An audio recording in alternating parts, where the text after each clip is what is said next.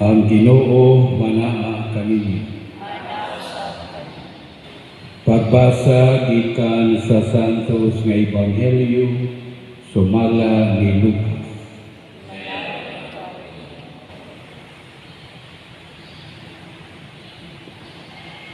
Miabot ang panahon nga si Isabel manganak na ug nanganak siya lalaki.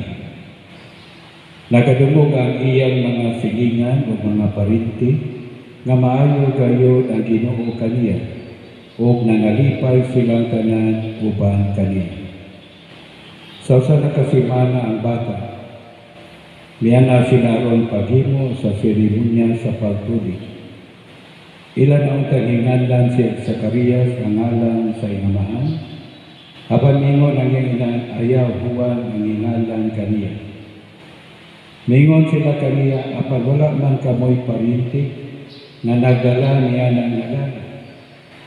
Unya misinyas sila sa iyang amahan, aron papangutaan na kaniya unsay gusto niyang ingalan sa bata. Nangayon sila tanan si Zacarias o gisulat, Juan ang iyang ngalan. Huwag naipulong pagayo silang tanan. Diha nakasulti si Zacarias ug gidag niya ang Dios.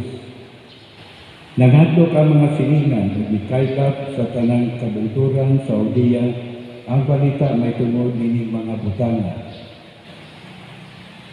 Namalandong ang tanan nga nakabati nini ug nangutana, unsa kaha ang kagmaon nining bataa?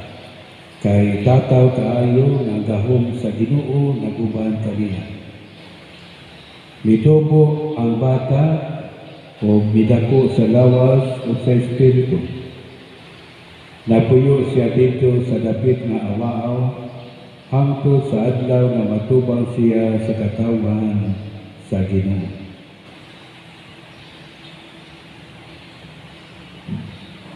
Mga igsuon, mao kini ang Ebanghelyo sa Ginoo.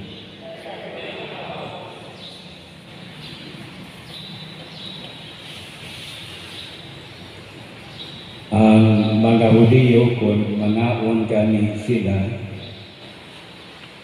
kung ang pamilya adunay miyembro 5 ka buok, ang ilang andamon nga lingkuranan 6 ka buok, hindi 5 kay nagtuo ang mga Hudiyo nga si Propeta Elias mubalik o ilang kahinan gayud o lingkuranan si Elias.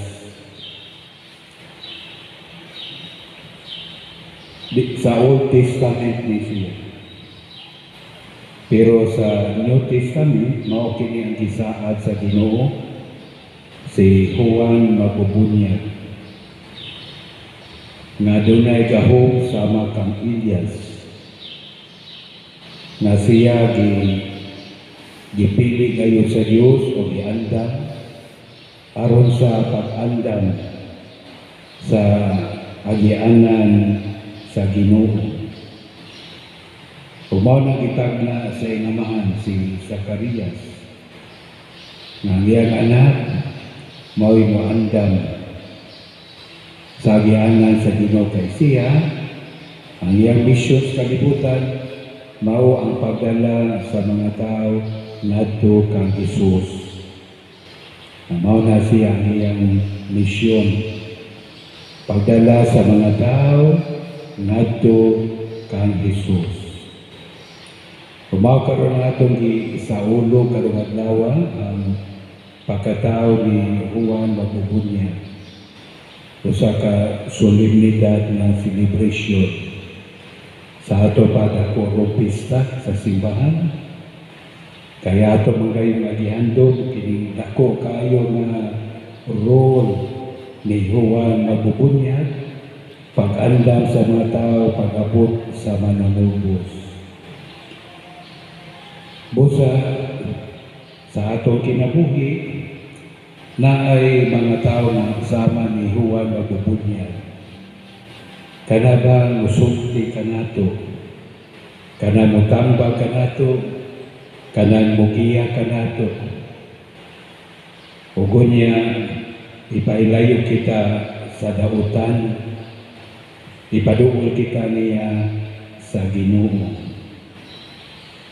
Mahimo ni imong mga higala, mga membro ni usong pamilya, o huwag ang mga tao nga mugiya alang kanato nga kita maglakad niya sa husto nga dalan kay sila nagsilbi man nga kahayag, magsilbi man silang konsensya nato na sila mao'y magiya kanato sa husto nga dalan sama sa gitagna sa iyang ama si Zacarias na ang goal ni Juan Magubunyag mao'y mag-andam sila tao aron ang mga tao maglakat padulong ngadto sa Ginoo.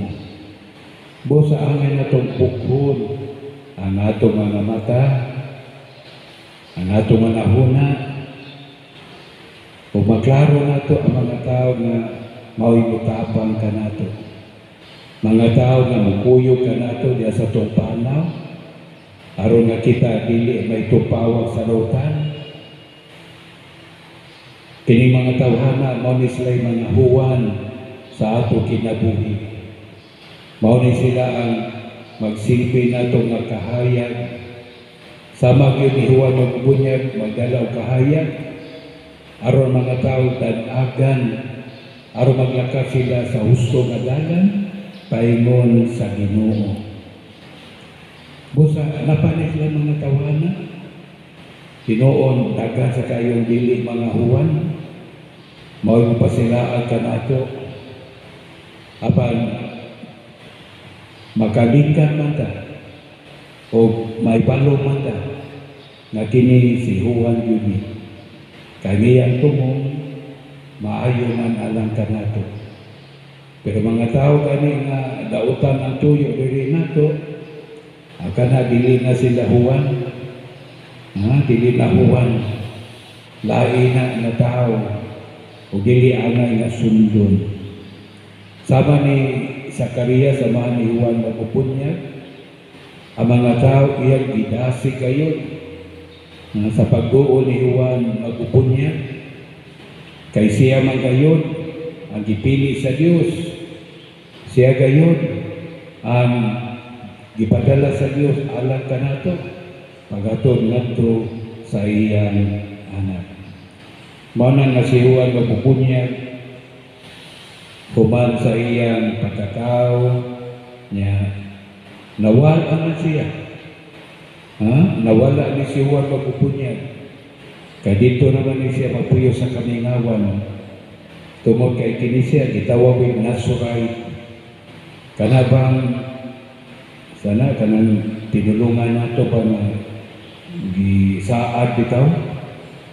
Gisaad ni siya kay aduna ni siya specific na mission. Busa dito rin natuyo sa kamingawan. O apil ni siya sa pundok katong gitawag og Isin Community. Isin Community.